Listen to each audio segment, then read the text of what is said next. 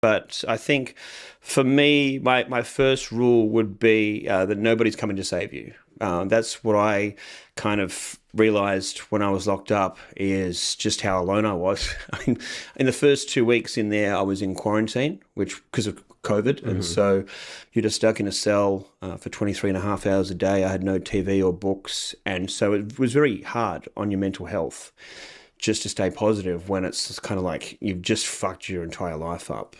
And so, yeah, that's when you realize, hey, the only one that's going to get me out of this is me. And that's, I think, equal parts terrifying, but also uplifting, because you're like, well, you start to realize all these things that you have still. I still had my health. I still had my sense of humor, and I still had my mind. So I started writing just to keep my mind active. I started writing like a journal every day. I got a pen and paper. And then I just, for my own sense of humor, I started writing prison food reviews every day and scoring them out of 10. Like, the frittata needed salt and stuff like that. And so, yeah, I think just realizing that I had the power within me to fix this, and that it was going to have to be me, was the first step for me, and a very, very positive journey in the end.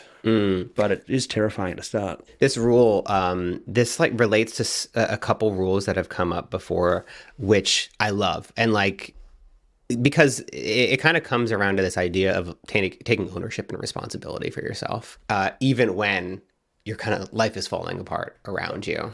What does that mean for you? Like in terms of taking ownership, once you get out of prison, you still have nothing. So how do you like take ownership over the things you can control? And how do you start to put the pieces together to where you are today?